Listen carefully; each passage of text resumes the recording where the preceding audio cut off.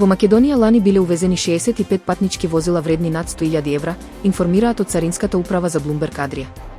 Тоа е за 5 помалку споредено со 2023 година, кога во земјава биле увезени 70 луксузни автомобили кои ја надминуваат границата од 100.000 евра.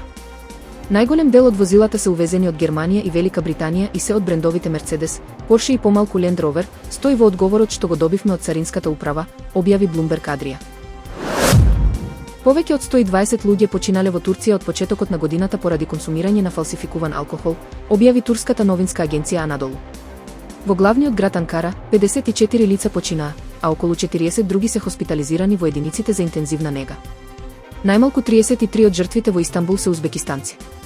Литар раки, традиционален пијалак кој во Турција е зачинет со анасон, во продавниците се продава за околу 1300 турски лири или 35 евра.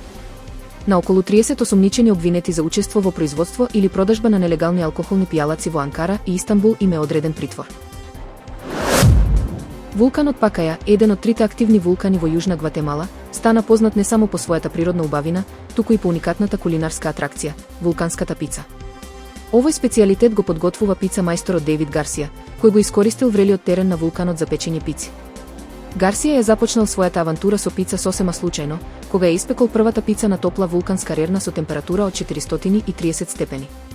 По одличните резултати, продолжил да ја усовршува техниката, користејќи ја лавата како своја фурна.